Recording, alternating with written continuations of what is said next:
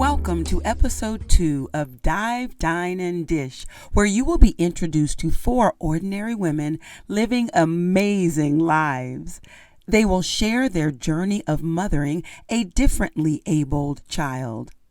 Their journey begins with a drive through the rolling hills of Virginia, where the Salamander Resort and Spa is nestled in the quaint town of Middleton, Virginia. These women live challenging, non-stop, on-the-edge kind of lives. So today's dive will be a dive into the atypical day for them, a dive into relaxation and me time.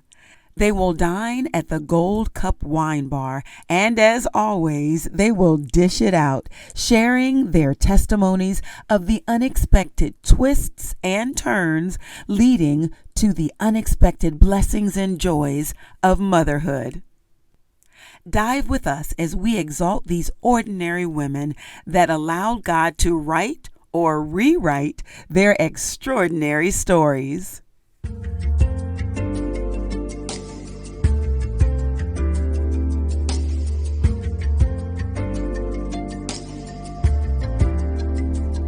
Hi everyone, I'm Nola Mayo.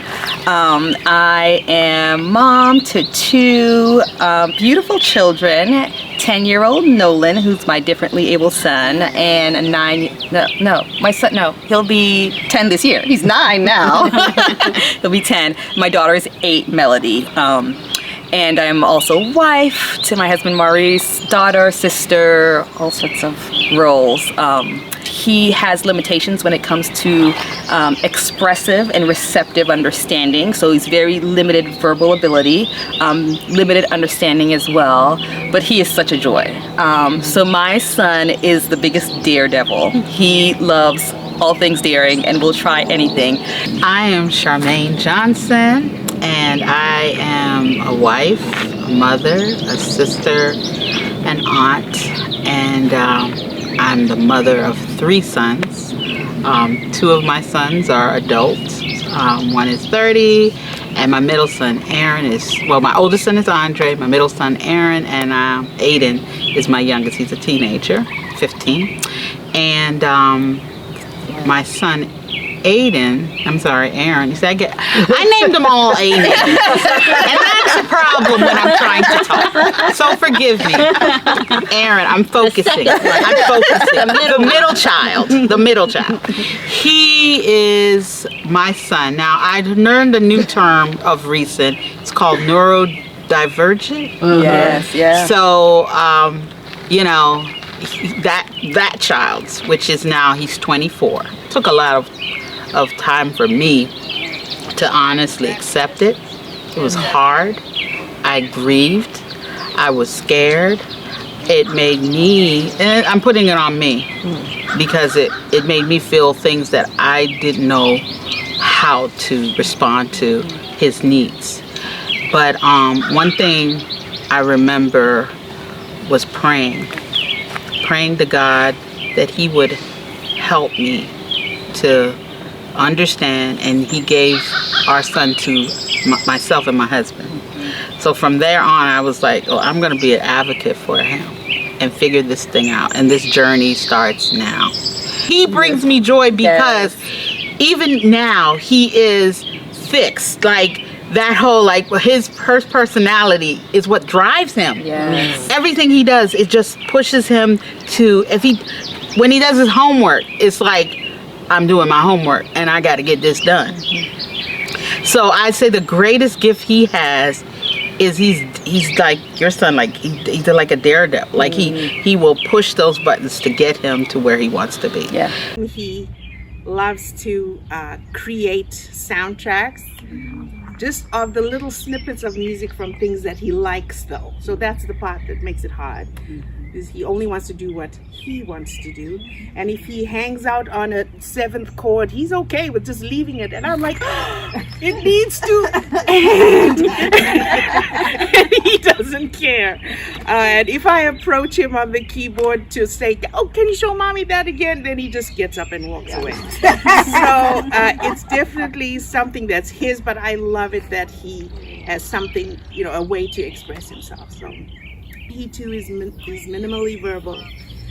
He's a twin, as I mentioned. His brother is neurotypical. They're very, very close. I'm thankful that all my kids are very close. I'm Robin Williams Evans, one child, Wyatt, and he has multiple disabilities. So his primary diagnosis is cerebral palsy, so he's in a wheelchair, but he is also nonverbal. And he eats through a G-tube, he has epilepsy, he's hearing impaired and vision impaired. And so, and the way all this happened is that they lost his heartbeat during the birthing process, and he went with that oxygen for 17 minutes. So then they had to resuscitate him, and then we were off to the races on the special needs path. So he's 15 now, just turned 15.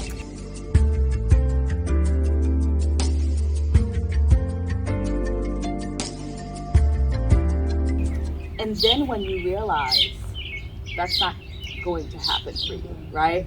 I think that's really tough. That's when the grieving process, I think, happens, because it's hard. Because even if not all children do all those things, you still have some expectation that at least they can do it. But if they cannot do it, it's really hard on a parent.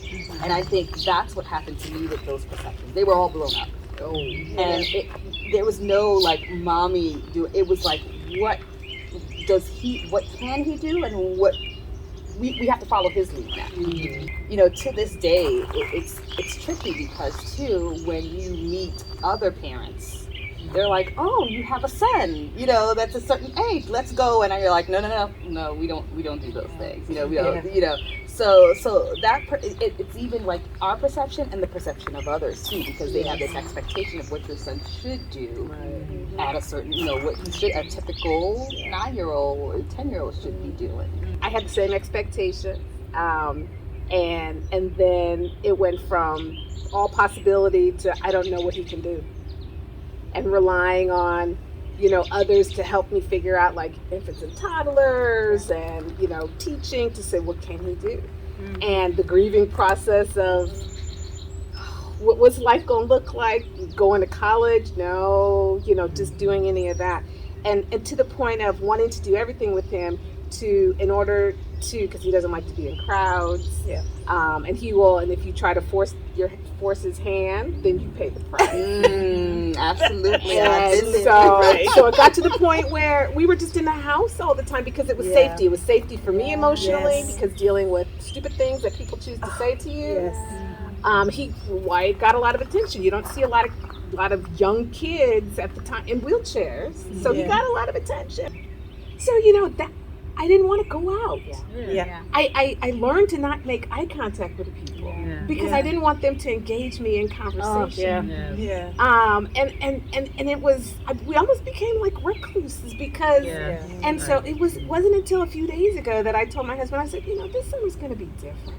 We're going to try it again. We're going to go to, Universal Circus when they come to town. We want to go, and just do some stuff. Now, he may not let us, but I do want to try again and not let society push me back into the house. When I thought about being a parent, as a girl, and with Andre, my oldest, it was so easy. He made it so easy. He did everything, whatever it was. He just moved along, even the pregnancy, when he was born, everything. So when Aaron came along and noticed certain things, I just was like, it made me sad. I agree. I was embarrassed that I was grieving. Sad that why can't you be like your brother? Why? And being frustrated and internalizing. That's another topic. I remember when they were babies. People freaked out at the sight of me nursing both of them, because it is impossible to be modest if you're nursing twins, and that's why they have a mother's room. And I'm sorry, modern dads, but a lot of these dads who want to come and change their baby's diapers in the mother's room, and there I am nursing the baby, and they're like, and then My husband, who I absolutely adore, says to me, why don't you take them into the ladies' restroom? I said, would you want to eat your food there? And then that was the end. I said, no more.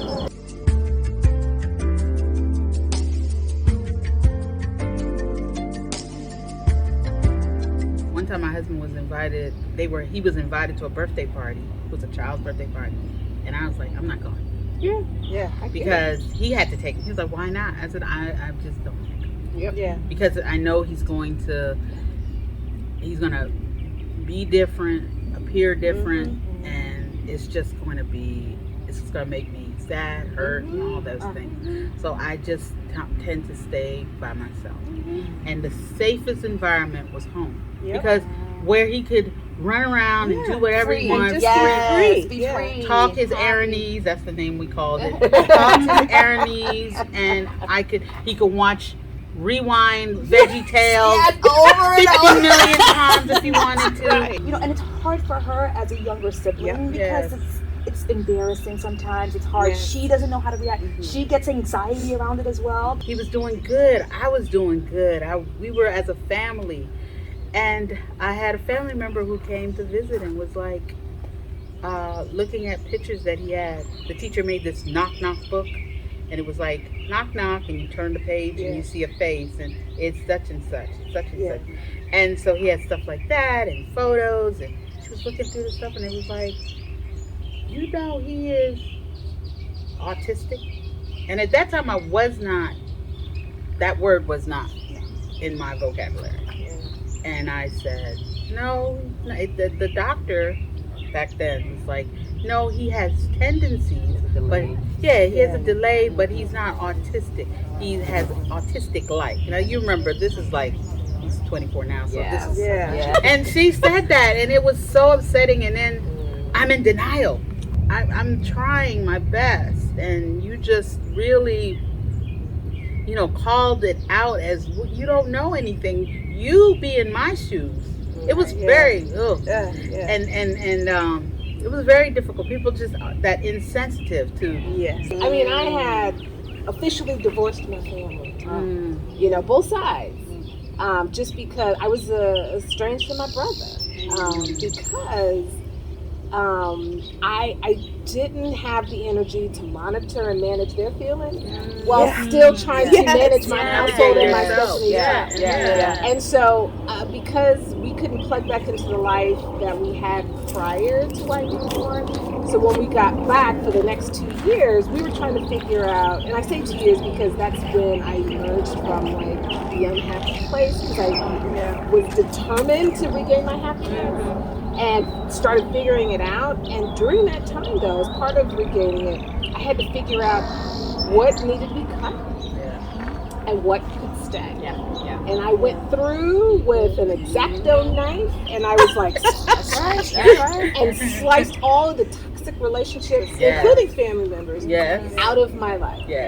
Because I could not manage that and still live and be happy. They were they were the emotional vampires that were sucking my happiness. And I was like, nope, you're not doing this. And this is part of my path getting back to happiness.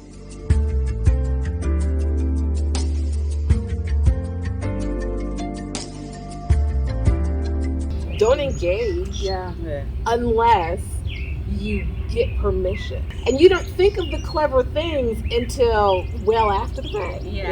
Shocking. I mean, I'm so much more confident now to confront those things, but I wasn't then. Remember, I was not making eye contact with people. So for me to have a clever, quick response, no, I just kind of hightailed it the other way. It just didn't engage with me. I've let people know I'm in control of the situation. I'm okay. You get the stares of, the one time we were in control. I let them know. I remember one time we were at Target, and Nolan at that time he eloped a lot. He was trying to run off, and that was one of the places where he got really excited and I was trying to. And as he got bigger, it does get harder to control him and to get him down. So sometimes you have to get firm. Right. And this woman was just staring us down like, I don't know what's going on. I said, I'm in control. I'm his mother. We're okay. We're okay. Sometimes when you don't know what to say or do, it's okay to acknowledge that. Yeah. Like, I see you're having a hard time. I don't know what to do, but is there Yeah. something I can do? Yes. That's Exactly. okay. Yeah. Yeah, and I've needed help sometimes because I've had to, you know, I've had situations where Melody is having a hard time and I just say, well, just if you can hold on to her for me, you know, that will help, you know, because for Nolan, it's very difficult for someone to come in and help with Nolan. Right. But if you can help me keep Melody calm, that, and then they start chatting and Melody like wants to go off with that person. but yeah, so that's typically I don't want help either. I agree. But on occasions I do, like a door that is the handicap button is not working, and they see me struggling, and they'll watch me struggle. I know. They will not open the door because he's in a wheelchair. Oh my They will not open the door. A lot of people do, but then there are some that will see me, will go in front of me, and will crack it open so they can get open, and then let it smack back in front of me. And I'm like, Karma's gonna eat. Put your happiness first. Oh, happiness first. I'm working on that one. That's tough. That's tough. Takes a lot of planning. It does. It's not easy. But put your happiness first. Put that oxygen mask on first. And you will look as gorgeous as. I know, there you go.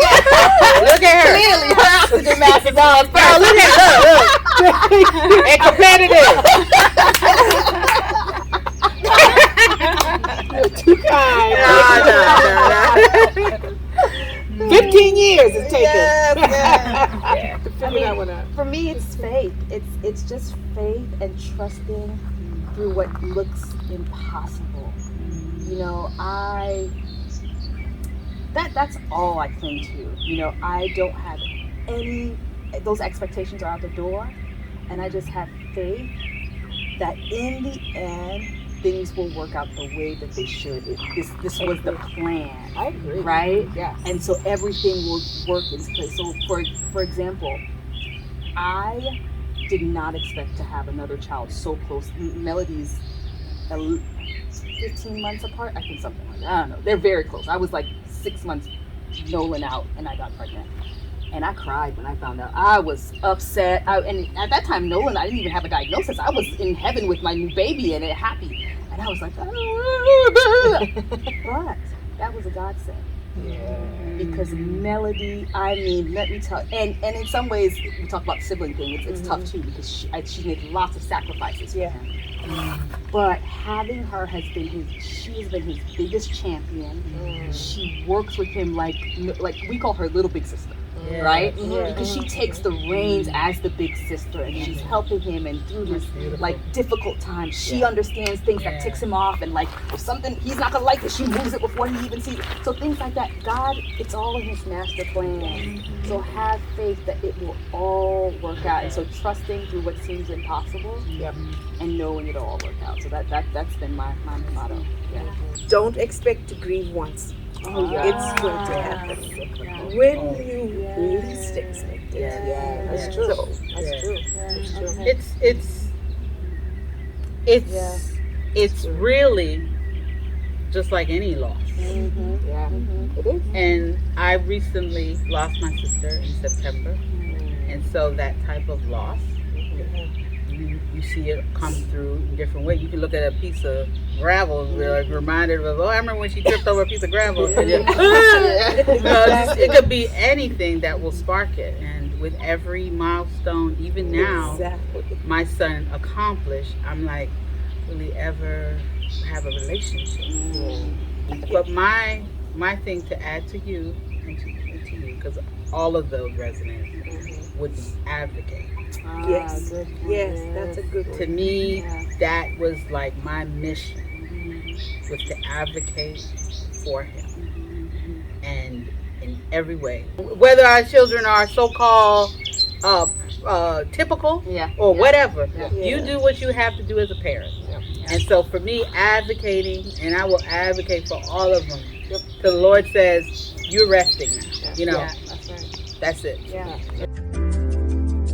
We hope that you have been inspired, encouraged, and equipped to go on when you feel like giving up, or to do the hard thing even when it seems impossible. Whatever your story, whatever your struggle, be assured that God can and will strengthen you, keep you, and help you rediscover joy. May God continue to bless you from our heart to yours.